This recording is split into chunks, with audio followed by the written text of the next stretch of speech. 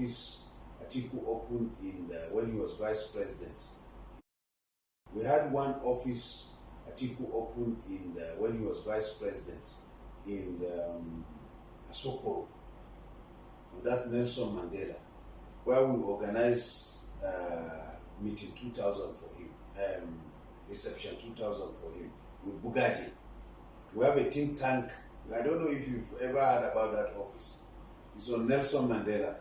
We organized reception 2000 for him. I'm the secretary of that think tank.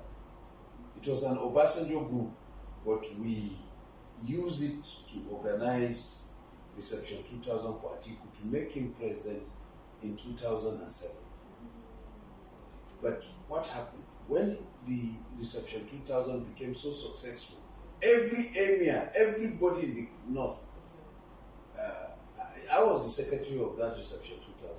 They came to Ahmadu Bello Stadium in Kaduna. And there was no space in Ahmadu Bello. In fact, the crowd outside was more than. We had to put speakers up to Constitution Road, end of Constitution Road, end of Abubakar Kigo Street and the rest. What happened? When it was successful, they now alienated everybody who organized it. And it was not their brain, so they thought they could do it. Bugaje thought he could do it. He read only Islamic studies. He's not a strategist. He didn't go to any American school to know even anything about strategy. And what happened? The whole thing began to nosedive. Even before 2003, they've already made mistakes and made enemies with Obasanjo. We will never have allowed that. Because Obasanjo was the president, so he didn't need to fight him. He was already controlling the economy. Every contract, you have to go to Atiku. Everything, you have to go to Atiku. Obasanjo left the work for him. The economy was with him. The contracts are with him. Obasanjo didn't want to be staying. He's the Mr. Clean. Okay? So you don't need to fight him. All you need to do is wait another 4 years. What Atiku should have done in 2003, and I told him, install the National Assembly and wait another 4 years to 2006. Don't allow Obasanjo to suspect you at all. Anytime he says, give so person 100 million, give him. Give so, you have the money. You are controlling the money. But even he contested 2003. It was an issue that made him to do that mistake. But the northern governors and our almost... It's Bugaje that went to sell the matter to the northern governors. And the governor of Delta, James Ibori, governor of Imo, Udemwa, governor of Edo, Ibinidium. I know the game now. I was the chairman of strategy committee of PDP. Because me, I feel it's loyalty. It's not loyalty. You already, Obasanjo gave him control of everything, governors, everything. So you need just to be loyal, because Obasanjo's power for mischief is too dangerous.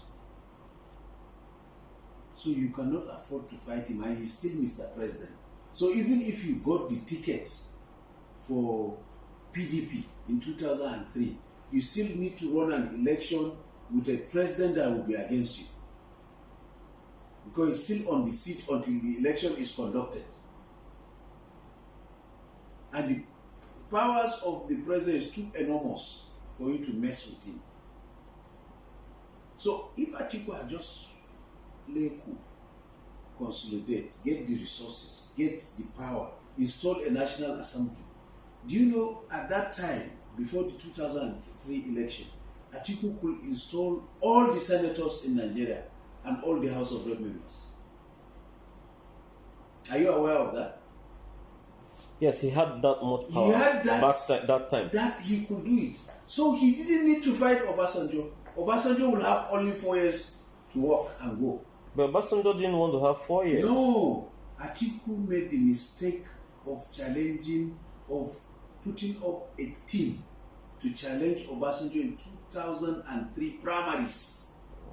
Where were you in this country? You didn't know. Maybe you were. I'm aware of these things. What I'm saying is, was that the reason Obasanjo wanted the third term? That is the only thing that made Obasanjo to fight Atiku and stop him from becoming president. That attempt to take over in 2003, he can't forgive him. Nothing more. Nothing more. So he declined. Who? No, he begged. He knelt down. I was there. No, as in. He knelt down, cried, and Atiku allowed him to go. Tony Anini tricked Atiku into forgiving him. And they carried it and put it in the national news with President kneeling down for Atiku. You are not following this thing. No, I am aware of all of these things. So that is the thing that made Obasanjo to mess Atiku up. From the day Atiku made that mistake, because if Atiku had already announced, the governors wanted Atiku, so Atiku should have just challenged him to withdraw. If I'm fighting you and you make the mistake of withdrawing, I'll make you commit rout. On that point, I agree with you. Unnegotiated surrender. It's a military rule.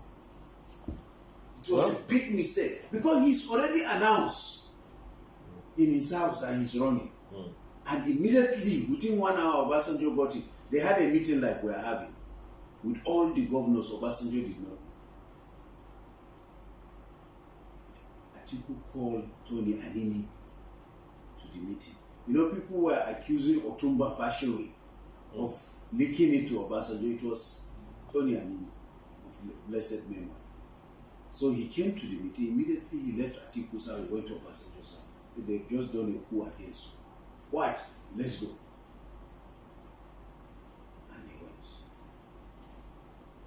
Immediately after the meeting, then Atiku did not tell Obasanjo to come back tomorrow so that he can call everybody back and discuss it. He now went into discussion with Obasanjo. That very day, I took a decision to run now, and we have agreed on a plan. How do you reverse it without contacting? That's how Atiku lost everybody.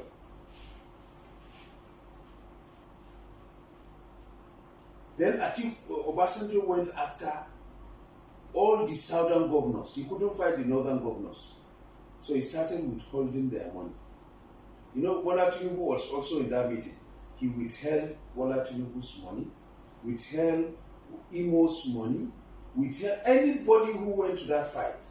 It was only James Ibori that took dollar to him that he did not fight him. He did not withhold his money. But what did he do? He set up Ibori for that EFCC manhunt. He was recording what Ibori was doing. He was recording what Alami Isia was doing. They were all Atiku people.